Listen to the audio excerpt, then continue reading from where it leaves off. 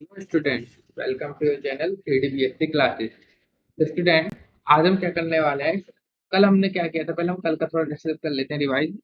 कल हमने देखा था time dilation.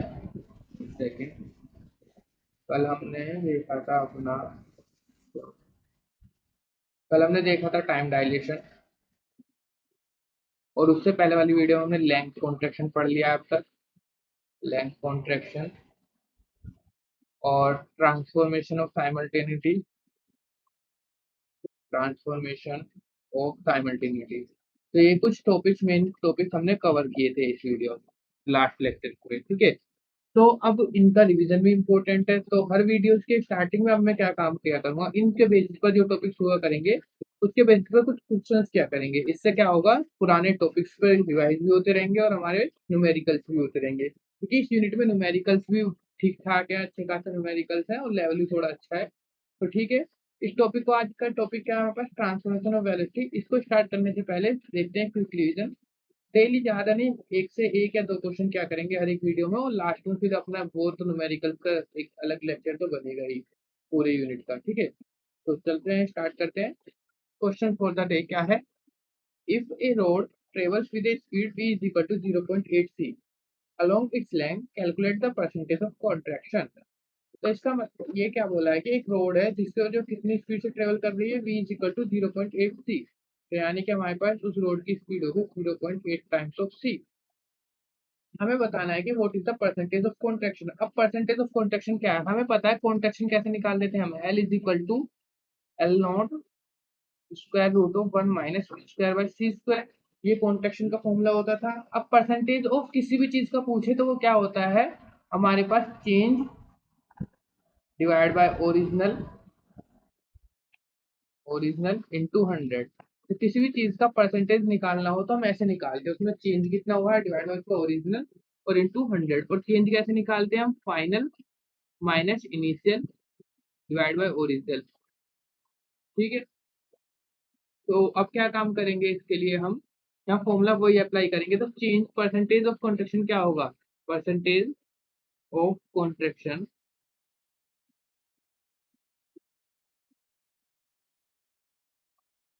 L not minus L divide by L not into 100। Change कितना हुआ उसमें, फिर डिवाइड बाय ओरिजिनल कितना था इंटू 100, यानी कि हमें इसकी वैल्यू फाइंड आउट करनी है। तो हमारे पास परसेंटेज ऑफ कॉन्ट्रैक्शन आ जाएगा। अब इसकी वैल्यू निकालने के लिए मैं क्या निकाल सकता हूँ, मैं इसको एल नोट से एल नोट को डिवाइड कर दूंगा, minus L by l note, यानी कि अगर मैं एल बाय एल नोट की वैल्यू निकाल दूं तो मेरे पास ये आ जाए। कैसे, देखो यहाँ पर हम क्या काम करेंगे, एल इज इक्वल टू हमारे पास था l not square root of 1 - v² / c²। L by l not हो जाएगा यहाँ से स्क्वायर रूट ऑफ 1 - v की वैल्यू पुट कर देंगे, वो क्या है 0.8 टाइम्स ऑफ c, इसका whole square divide by c²। So l by l not is equal to 1 - 0.8 का 0.64 c² divide by c²। c² से c² cancel, l by l not is equal to क्या आ जाएगा यहाँ से 1 - 0.64 0.36। क्या बच्चे वाली कैलकुलेशन करा रहे हो आप सबकी। 0.36 का क्या हो जाएगा हमारे पास यहाँ से 0.6। तो हमारे पास ये तो आ गया एल बाय एल नॉट की वैल्यू। अब हमें क्या करना है, हमें परसेंटेज कॉन्ट्रैक्शन निकालना था। तो परसेंटेज कॉन्ट्रैक्शन क्या आ जाएगा यहाँ से, बोल बच्चा। परसेंटेज कॉन्ट्रैक्शन हो जाएगा हमारे यहाँ से L by L not minus L divide by L not into 100। तो ये हो जाएगा हमारे पास 1 - L by L not into 100। ये पता चला कैसे, क्या अलग अलग डिनोमिनेटर से डिवाइड कर दिया है। तो 1 - एल बाय एल नॉट 0.6 है इंटू 100 है। 1 - 0.6 0.4 होता है, और 0.4 इंटू 100 400 नहीं 40। तेरा ध्यान किधर है, तेरा मास्टर इधर है, यहाँ देख। ठीक है, तो परसेंटेज कॉन्ट्रैक्शन ये हो गया 40%। तो पता चल गया कैसे करना है इसमें। अब हमें देखते हैं इसका इसी टाइप का एक सेकंड क्वेश्चन, इसको खुद से ट्राई करना। वीडियो पॉज करो और खुद से ट्राई करो। विद्या माता की कसम, खुद से करो। कसम चढ़ गई है, खुद से करना है, वरना विद्या नहीं आएगी, ठीक है। तो खुद से क्या नहीं हुआ, एक बार दोबारा ट्राई करना, फिर भी नहीं हुआ फिर देखो सोल्यूशन। देखो बहुत इजी था, सेम वही है। How fast would a rocket have to go relative to an observer. और its length contracted 99% of its length, यही कंफ्यूजन हो जाती है, of its length at rest. अब यहाँ पर क्या करेंगे बच्चे कि वो बोल देंगे कि बिल्कुल सेम उसका अपोजिट ही है, तो यहाँ पर ये जो लेंथ कॉन्ट्रैक्टेड की वैल्यू है उसको डाल देंगे वो कुछ इस तरीके से कि L note minus L by l note into 100 की वैल्यू 99 गिवन है। तो ये क्या हो जाएगा, यहाँ से ही उनका क्या हो जाएगा, ये गलत हो जाएगा, ऐसे नहीं है। उन्होंने अगर ये बोला होता कि ऑफ इट्स लेंथ कॉन्ट्रैक्टेड 99%, अगर वो लेंथ कॉन्ट्रैक्टेड 99% बोला होता तो ये है, लेकिन उन्होंने बोला है आगे length contracted 99% of its length at rest, यानी कि इसकी जो लेंथ अब है divided bye of its length at rest, वो इंटू 100, इसकी परसेंटेज दी हुई है हमें कितनी, 99।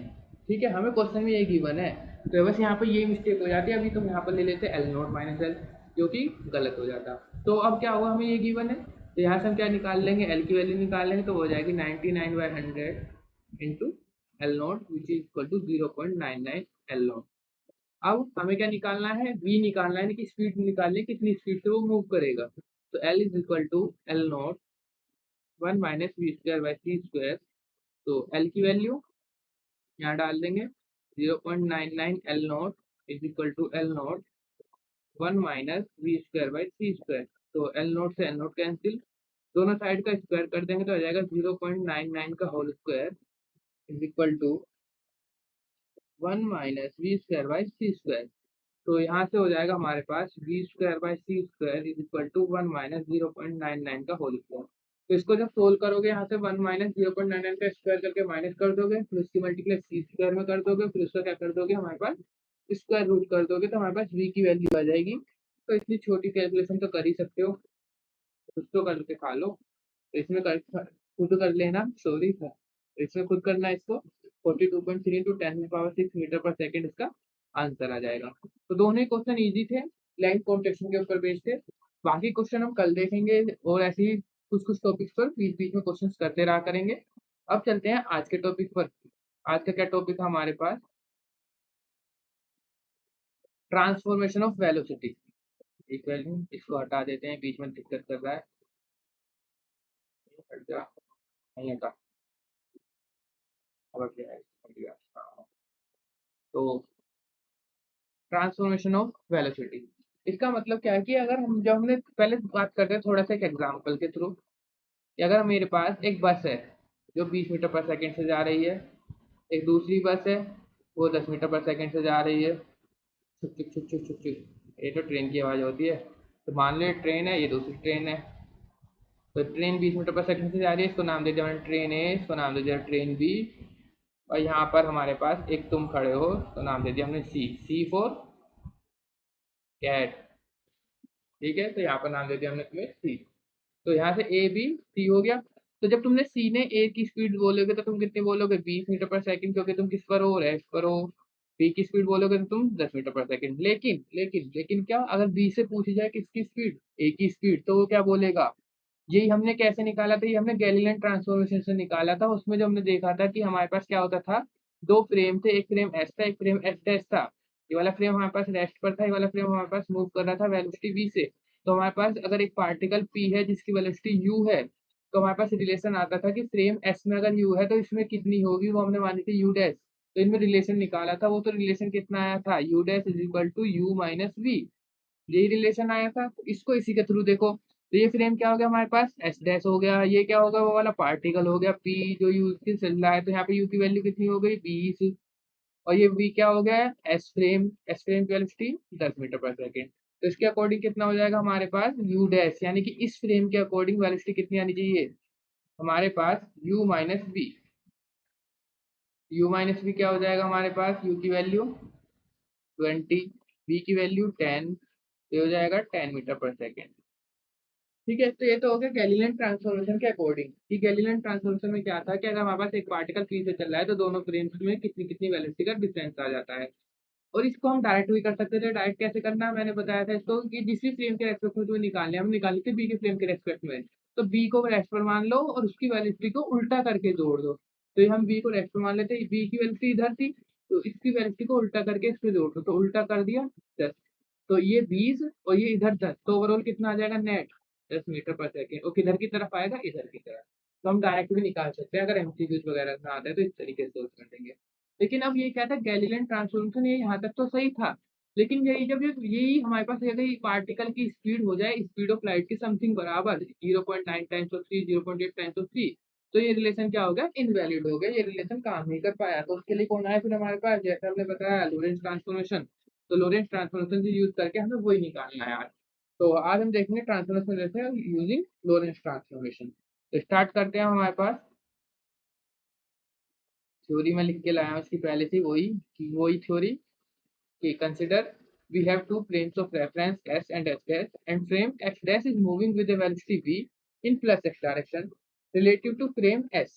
ठीक है, वही लिखा हुआ है सब कुछ। Let there is a particle whose velocity in frame S, frame S में तो उसकी पार्टिकल की वेलोसिटी कितनी है, u है, एंड इन फ्रेम डैश उसकी वेलोसिटी कितनी है, u डैश हो जाती है, and the particle covers dx distance in time dt with respect to s।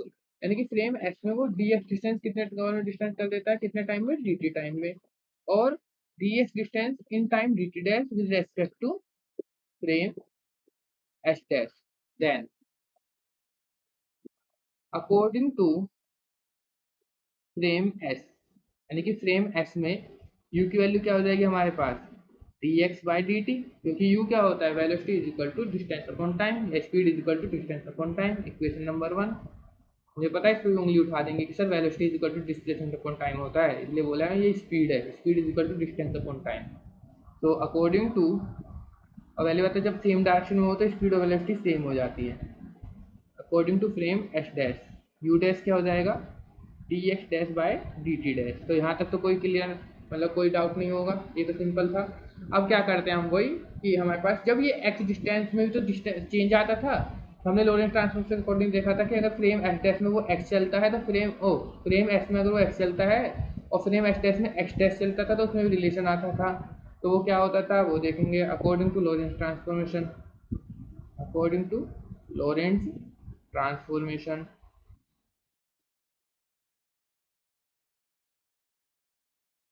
वो क्या होता था हमारे पास, X dash is equal to gamma times of X minus V T, where gamma को हम क्या लिख सकते थे, X minus V T upon under root of 1 minus V square by C square.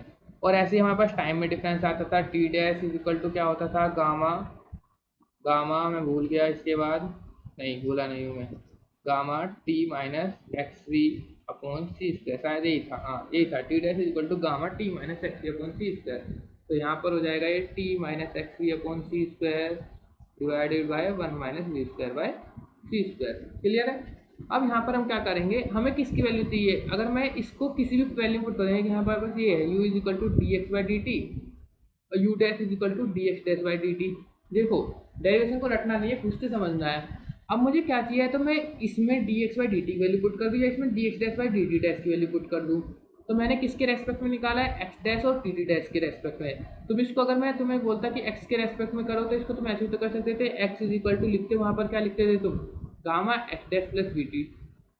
तो उस टाइम पर तुम ये लिख रहे होते, इसको हम किससे कर रहे होते, इनवर्स से।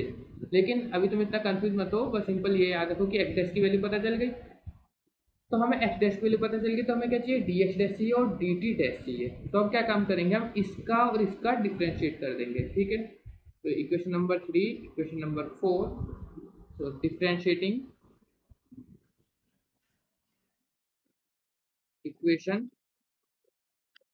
3 एंड इक्वेशन 4, तो इसको जब डिफ्रेंशिएट करेंगे तो क्या आ जाएगा, D X dash is equal to, gamma तो कांस्टेंट रहेगा, एक्स का डिफरेंशिएट है D X minus V constant है, और टी का differentiation D T dash as it is. T का करेंगे तो वो क्या आ जाएगा, D T dash is equal to gamma constant है टी का D T dash, sorry T है तो D T minus X D X हो जाएगा, और वी कांस्टेंट है तो बाहर, और सी भी क्या है, कांस्टेंट। क्लियर है।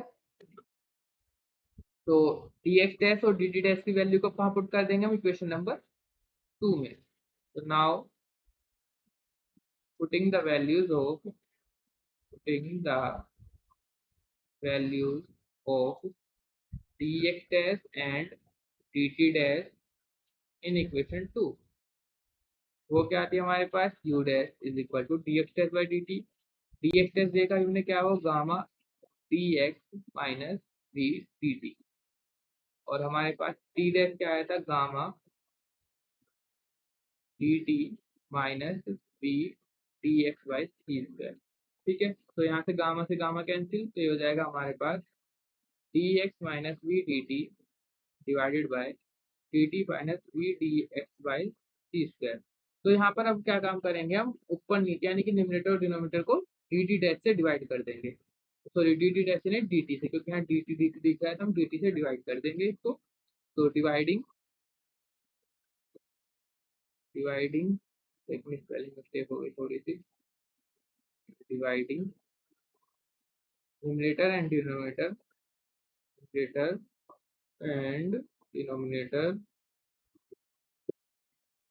Denominator by D T. तो ये क्या हो जाएगा हमारे पास, dividing numerator and denominator by D T dash of right side. ये भी लिखना जरूरी है क्योंकि राइट साइड को कर रहे हैं। तो राइट साइड को हो जाएगा, तो ये हो जाएगा D X by D T minus V D T by D T divided by D T by D T minus V D X by C square. तो डी एक्स और डी टी को मैं अलग करके लिख लेता हूँ थोड़ा कुछ इस तरीके से, वी बाई सी स्क्वायर और D X by D T. ये सोल्व करके क्या आ जाएगा, D X by D T क्या था वो, U V D T by D T one हो जाएगा, डी टी से डी टी कैंसिल हो गया, तो यहाँ बचेगा V divided by D T one minus V by C square और D X by D T U, V U. तो हमारे पास देखो, और उसमें गैलीलियन ट्रांसफॉर्मेशन क्या आया था, U dash equal to U minus V, लेकिन इस बार लोरेंस ट्रांसफॉर्मेशन अकॉर्डिंग अगर सी स्पीड से चलने लग जाता है वो, तो हमारे पास डिनोमिनेटर में ये फैक्टर और आ जाता है। तो यहाँ से हम निकाल लेंगे, अब ये हो जाएगा यहाँ से, एक second, U dash is equal to U minus V divided by क्या आया है हमारे पास यहाँ पर, one minus V U by C square, one minus V U by C square. ठीक है, इसका अगर हमसे इनवर्स पूछ ले, और सिमिलरली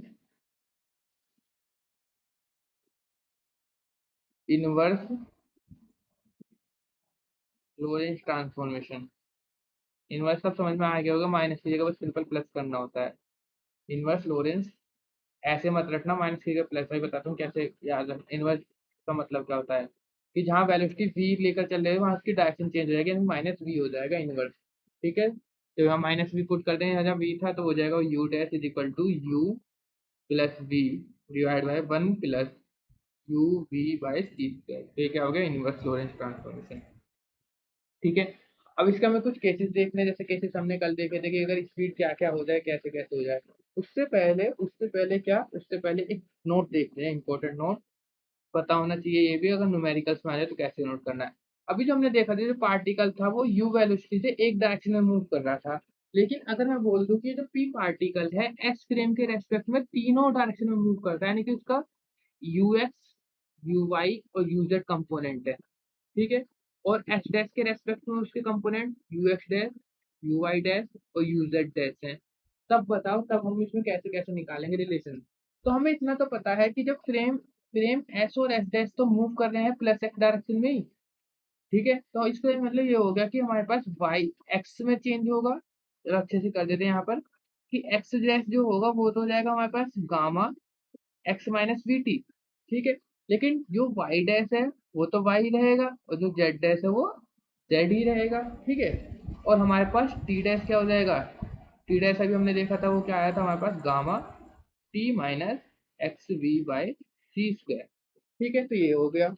अब हमारे पास इसको हम सेम एज इट इज ही करेंगे, यू एक्स क्या हो जाएगा, D X by D T, U Y क्या हो जाएगा, D Y by D T, और यू जेड क्या हो जाएगा, D Z by D T. ऐसे ही यहाँ पर यू डैश एक्स क्या हो जाएगा, D X dash by D T dash,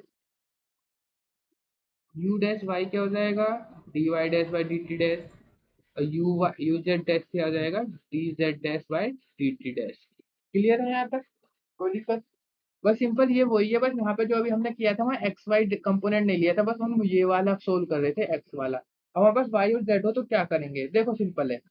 यहाँ पर D X by D T किया था, हमने क्या पुट करेंगे यहाँ पर एक्स डैश की जगह पर क्या पुट कर देंगे, ये वाली वैल्यू। फिर उसका डिफरेंशिएशन करेंगे, टी डैश की जगह पर ये वाली वैल्यू पुट कर देंगे, उसका डिफरेंशिएशन करेंगे तो हमारे पास ये रिलेशन आ जाएगा। बस यहाँ पर जब ऐसा कर रहे होंगे हम वाई डैश में, बस सिंपल सा चेंज करना है कि जब वाई डैश तो हमारे पास वाई ही रहेगा यहाँ पर, यानी कि सिंपल डी वाई हो जाएगा और डी टी डैश वाला फॉर्मूला लगा देंगे। कैसे, देखो थोड़ा सा बता देता हूँ कैसे करना है।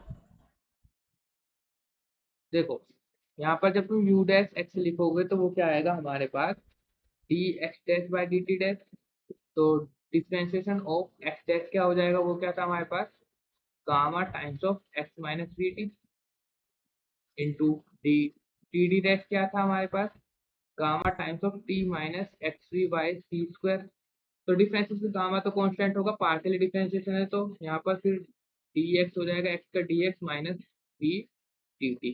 सेम एज इट इज होगा जैसे हमने करता है, तो थोड़ा जल्दी जल्दी कर देता हूँ, एक्स डी टी का डी टी माइनस एक्स का डी एक्स हो जाएगा, और यहाँ से V D X by C square, gamma से गामा कैंसिल, तो D X minus V D T divide by D T minus V D X by C square. Same D T से divide करेंगे तो यू डैश एक्स क्या आ जाएगा। हाँ, बस ये याद रखना जब हम यहाँ यू एक्स यूज कर रहे हैं तो यहाँ पर हम क्या यूज करेंगे, यहाँ पर वी एक्स यूज करेंगे बस। नहीं, वी एक्स यूज नहीं करेंगे, ये वी तो सिंपल एक ही डायरेक्शन वेलोसिटी थी तो वी तो ऐसे ही रहेगा। तो D X by D T करेंगे, तो D X by D T यहाँ क्या हो जाएगा हमारे पास, वो हो जाएगा इस बार यू एक्स, क्योंकि हमने एक्स वाली मानी है इस बार, तो U X minus V D T, तो हमारे पास यहाँ पर वन हो जाएगा माइनस वी और U X by C square. तो सिंपल वही फॉर्मूला आ गया, लेकिन जहाँ जहाँ हमने u लिखा था वहाँ इस बार x है। तो क्या तुम देख सकते हो कि जहाँ x y के लिए हम y लगा देंगे, नहीं, y के लिए थोड़ा चेंज हो जाएगा। देखो y के लिए क्या हो जाएगा, u डैश y क्या होगा हमारे पास, D Y dash by D T dash. पर अगर हमारे पास यहाँ y तो चेंज हो ही नहीं रहा है तो y डैश क्या हो जाएगा, D Y is equal to D T dash. Since क्यों हुआ ऐसा, since y is equal to Y dash. अगर वो बोल देता कि y भी चेंज हो रहा है तो हम यहाँ पर सेम ऐसे ही कर देते और सेम फॉर्मूला आ जाता, वहाँ पर क्या कर देते, x की जगह y कर देते। लेकिन यहाँ y चेंज ही नहीं हो रहा है तो यहाँ पर एज इट इज रखेंगे, तो हो जाएगा डी वाई, लेकिन डी टी डैश तो चेंज हो रहा है और डी टी डैश की वैल्यू कितनी आती है, अभी हमने देखा D T minus V D X. एक सेकेंड, जब हम यहाँ पर y की बात कर रहे होंगे तो यहाँ हम y लिखेंगे तो ये हो जाएगा D Y by C square. ठीक है, तो दोबारा डी वाई बाई ऊपर नीचे डी टी से डिवाइड करेंगे तो D Y by D T हो जाएगा ये। आई होप क्लियर तो हो रहा होगा, थोड़ा स्पीड में बता रहा हूँ क्योंकि बहुत सिंपल है, जैसा हमने अभी किया है एज इट इज करना है। D T by D T करेंगे तो D T by D T one हो जाएगा माइनस, फिर यहाँ पर D Y by D T हो जाएगा V by C square D Y by D T. तो यहाँ से U Y U dash Y जो आएगा, D Y by D T क्या था हमारे पास, U Y one minus V by C square और D Y by D T U Y. यानी कि अगर हम बात करें कि जब x में था, जिस अगर फ्रेम भी उसी डायरेक्शन में मूव कर रहा है तो x में से उस वाली वेलोसिटी को माइनस कर देंगे, U X minus V. Y में था क्योंकि y में चेंज नहीं हो रहा है तो ऊपर वाला एज इट इज रहेगा, लेकिन नीचे वाले डिनोमीटर में यू वाई आ जाएगा। तो फिर तो अब जेड का भी समझ गए होगे, जेड में क्या होगा, तो सिमिलरली यू डैश जेड क्या हो जाएगा, क्योंकि जेड भी चेंज नहीं हो रहा है तो ऊपर वाला तो एज इट इज रहेगा, ऊपर वाला क्या रहेगा, यू जेड ही रहेगा। और नीचे जैसे यहाँ पर हमारे पास एक सेकेंड यहाँ पे क्या है देखो, यू वाई था ऐसे ऊपर क्या रहेगा, यू जेड रहेगा, और नीचे one minus B by C square into U Z. Clear हो गया होगा अब आपको, अगर तीनों कंपोनेंट भी दे दे तो तीनों कंपोनेंट कैसे चेंज हो रहे हैं ये भी पता चल गया होगा। ठीक है, तो अगर हम न्यूमेरिकल्स दे दे या फिर क्वेश्चंस में इस डेरिवेशन को ऐसे ही बोल सकता है कि जो पार्टिकल है वो उसके तीनों कंपोनेंट गिवन हो तब डेरिवेशन करो, तो तब डेरिवेशन इस तरीके से करना है, सेम थ्योरी रहेगी। और अगर बोलता है कि सिंपल यू वेलोसिटी से जा रहा है तो डेरिवेशन जो मैंने पहले तरीके से करा है उस तरीके से करना है। ठीक है, अब देखते हैं इसके कुछ केसेस। केस नंबर 1,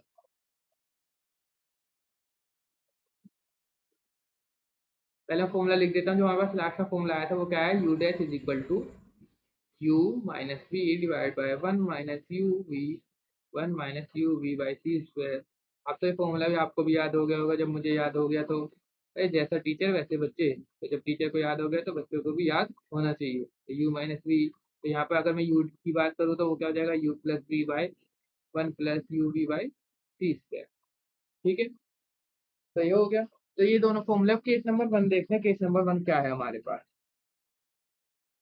इफ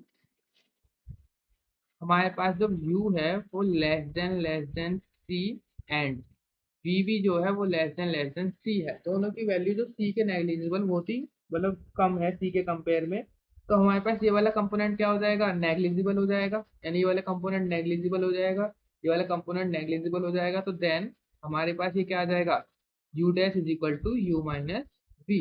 और ये किसका आ गया हमारे पास, गैलीलियन मैकेनिक्स यानी कि क्लासिकल मैकेनिक्स का, तो विच इज क्लासिकल मैकेनिक्स। तो अब तक कल से लेकर आज तक ये तो पता चल ही गया होगा कि लेवरेज ट्रांसफॉर्मेशन कुछ नहीं है, बस उससे हम गैलीलियन ट्रांसफॉर्मेशन जा तो सकते हैं, बस गैलीलियन ट्रांसफॉर्मेशन ने ये मान के सारी कैलकुलेशन की थी कि जो वी की वैल्यू है वो सी से कम है, बस सिंपल वही था, वरना तो वो भी करेक्ट था। तो which is classical mechanics. Case number 2 क्या हो जाएगा हमारे पास, case 2, U dash is equal to C.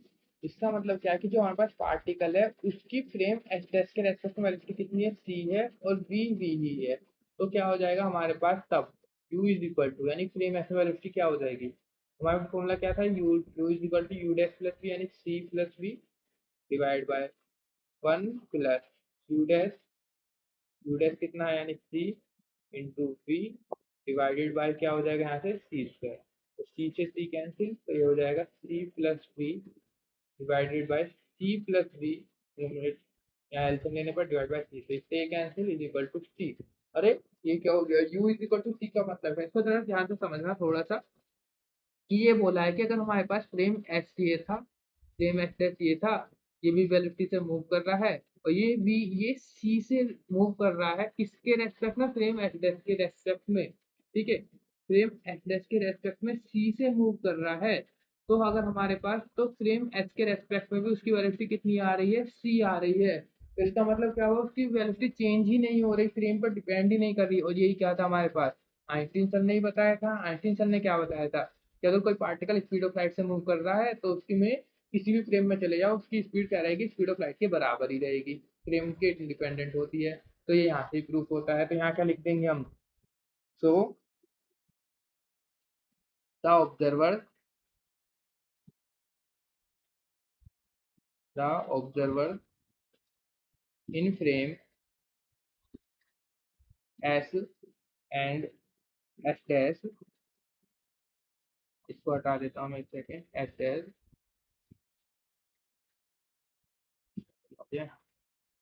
S dash record the same value for the velocity, for the velocity of particle if it is moving with speed of light। यानी कि बात करें कोई फोटोन हो, कोई फोटोन हो, तो photon अगर स्पीड ऑफ लाइट से मूव कर रहा है तो उसकी सब फोटोन की वेलोसिटी सब में क्या होगी, सेम ही होगी। तो यही क्या था हमारे पास, this is the second postulate of Einstein theory of relativity. तो this is the second postulate of Einstein theory of relativity.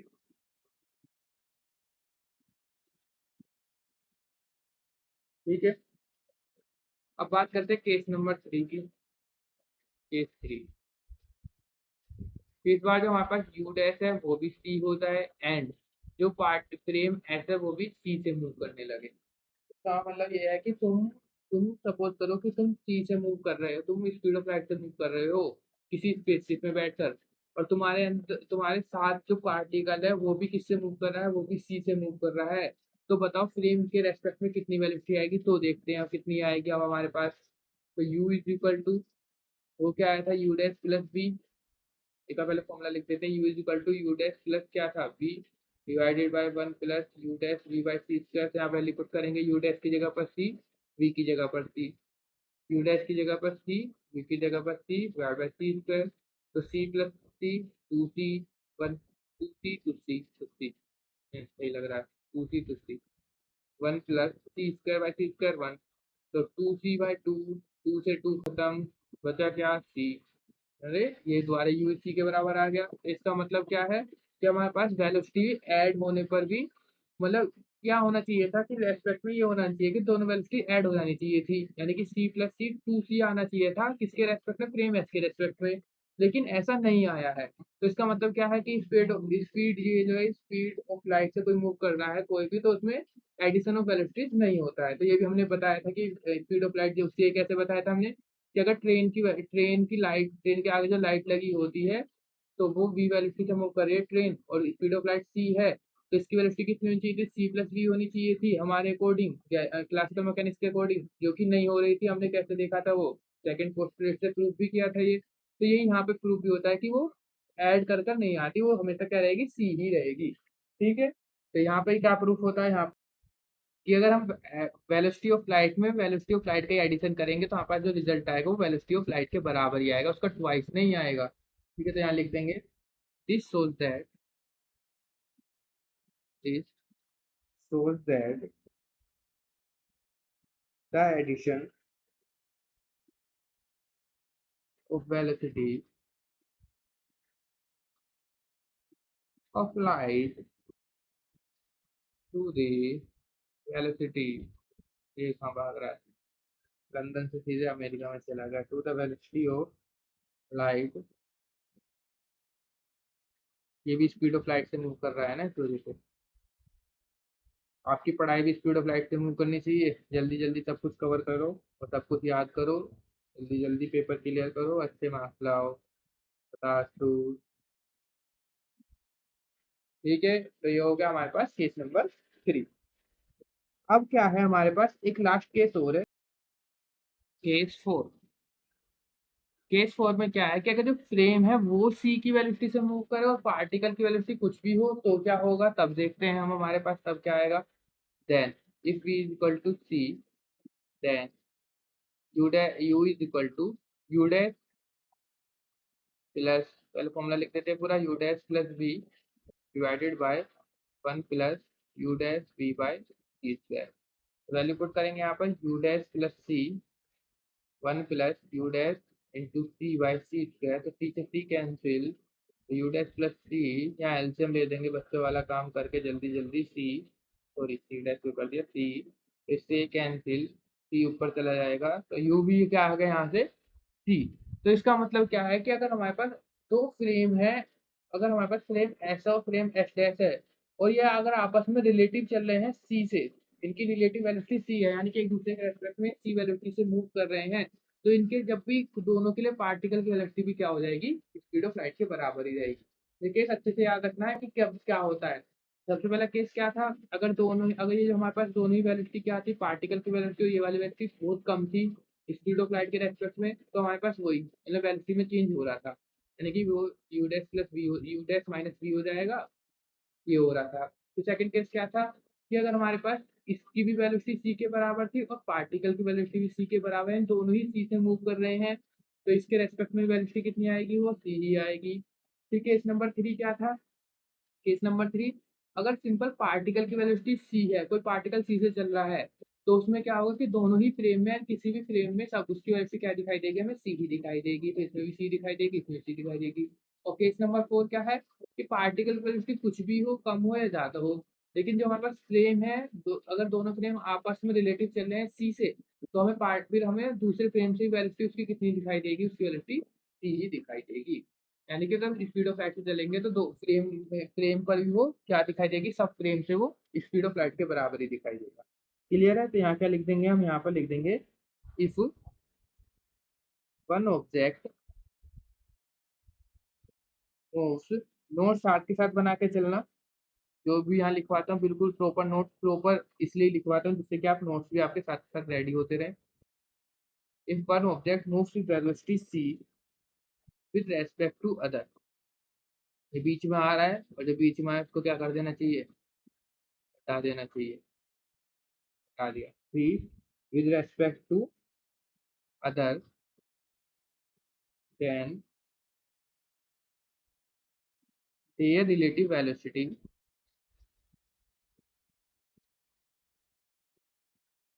is always c, whatever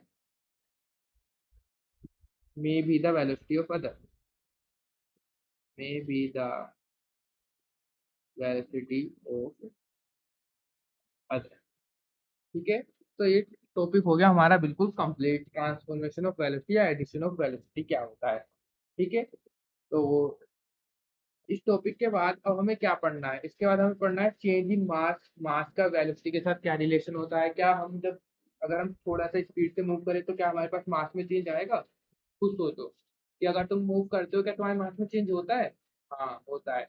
Einstein sir ने ये भी बताया था कि अगर हम हमारे पास अगर तुम थोड़ी तेज मूव करो तो हमारे पास मास में भी चेंज हो जाता है, यानी वेलोसिटी के साथ हमारे पास मास भी वेरी करता है। तो वो कैसे देखेंगे, वो हम कल देखेंगे, थोड़ा आज बस इतने ही देखेंगे। इतना आज हमने क्या क्या सीखा, तो आज हमने देख लिया कि वेलोसिटी ऑफ एडिशन का फॉर्मूला वो क्या आया था हमारे पास, U dash is equal to U minus V divided by one one minus U V by U V, ये हो गया, तो यहाँ पे यू लिख देंगे यू बाय सी स्क्वायर। तो हमारे पास ये फॉर्मूला हमने देखा था, इस पर फॉर्मूला कर लिया।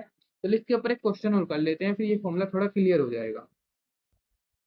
तो क्वेश्चन पढ़ेंगे सब। क्वेश्चन क्या है हमारे पास, two particles are travelling in opposite direction with speed this relative to laboratory what is their relative velocity. विद्या का समय पेन नहीं उठाना है, बिना पेन के सोल्व करके बताओ, आंसर बता दो। मैक्सिमम टू मैक्सिमम चलो 10 सेकंड में, 10 सेकंड में इसका आंसर बता दो कितना आना चाहिए। राउंड मतलब अराउंड राउंड आंसर पता चल गया होगा कितना कितना आना चाहिए। नहीं पता चला तो इसका मतलब तुमने केस नंबर 4 ध्यान से पढ़ता समझा ही नहीं। देखो केस नंबर 4 के बेसिस पर ही है।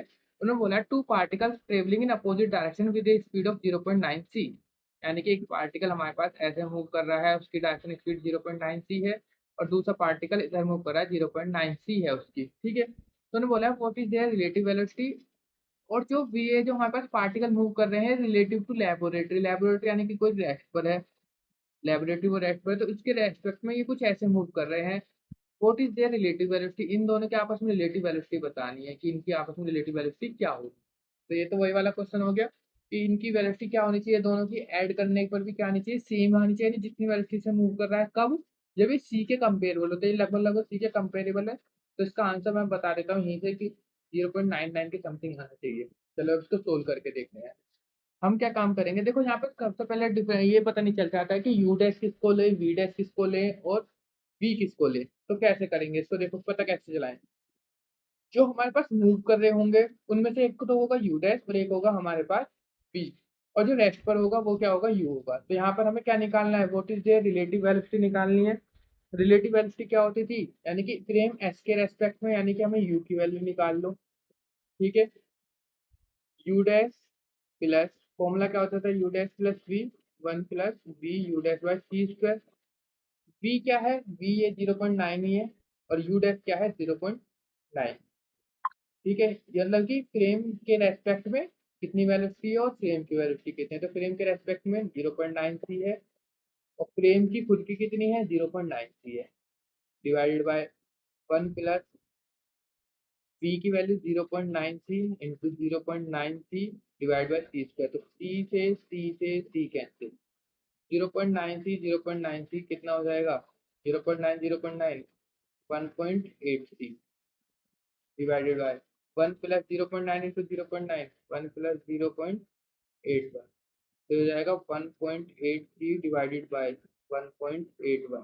तो जब तुम इसको इससे डिवाइड करोगे तो यू की वैल्यू कितनी आएगी, 0 पॉइंट, अगर भी कैलकुलेटर से कैलकुलेट किया तो 9956, यानी कि हमारे पास, हम इसको ऐसे भी समझ के कर सकते थे। अगर कॉन्सेप्ट क्लियर है तो देखते हैं आंसर पता चल जाएगा, अगर कॉन्सेप्ट क्लियर नहीं है तो फिर कैसे भी कर लो नहीं होगा। तो यहाँ पे यू की वैल्यू क्या आ गई, 0.995 सी हो गई। क्लियर है, तो इस टाइप के क्वेश्चन इसमें आते हैं। ऐसे ही क्वेश्चन, एक और क्वेश्चन है सेम, उसको होमवर्क में ट्राई करना, उसको दे देता हूँ मैं। देखो क्वेश्चन ये है, होमवर्क में करना है ये, थोड़ा सा एक्सप्लेन कर देता हूँ कि two particles are moving with a velocity 0.5 C और 0.4 C to each other, find the relative velocity of the particle. तो क्या इसमें डायरेक्ट कर सकते हो तुम, डायरेक्ट ही इन दोनों को जोड़ के आंसर निकाल सकते हो, नहीं। अगर इन दोनों को आंसर करके देखो तो जोड़कर 0.9 सी आ रहा है, लेकिन जब तुम कैलकुलेशन से सोल्व करोगे तो इसका मैं आंसर बता देता हूँ जिससे कि आपको मैच हो जाए आंसर। जो इसका आंसर आएगा वो आएगा 0.75 सी। ठीक है, तो ये चेंज क्यों आया है, क्योंकि ये वेलोसिटी स्पीड ऑफ लाइट से थोड़ा कम चल रहा है, हाफ स्पीड ऑफ लाइट से, और जो 0.9 सी थी वो लगभग लगभग स्पीड ऑफ लाइट के बराबर थी, इसलिए लगभग बराबर आया था। लेकिन यहाँ उसके रेस्पेक्ट में कम चल रहे हैं तो थोड़ा बहुत कम भी आएगा, तो उसको सेम इसी फॉर्मूले में वैल्यू पुट करके ये वैल्यू आ जाएगी। ठीक है? आई होप आपको ये टॉपिक बिल्कुल क्लियर हो गया होगा transformation of velocity, velocity of addition. कल हम अपना स्टार्ट करेंगे अपने पास मास का कि variation of mass with velocity और फिर उसके बाद आइंस्टीन आइंस्टीन मास रिलेशन फिर देन नेक्स्ट शायद फिर उसके बाद खत्म है। ये उसमें बस ये 2 या 1 3 टॉपिक बचे हैं और लास्ट में हम टोटल मिक्स्ड क्वेश्चन कर लेंगे, जो भी इसके एमसीक्यूज़ वगैरह होंगे और जो भी न्यूमेरिकल्स होंगे। तो ठीक है, इतना ही करना है आज के लिए। थैंक यू और चैनल को ज़्यादा से ज़्यादा शेयर और सब्सक्राइब कर दीजिए। आपकी अति कृपा होगी। ठीक है, tata, goodbye. Sorry goodbye नहीं, टाटा बाय बाय।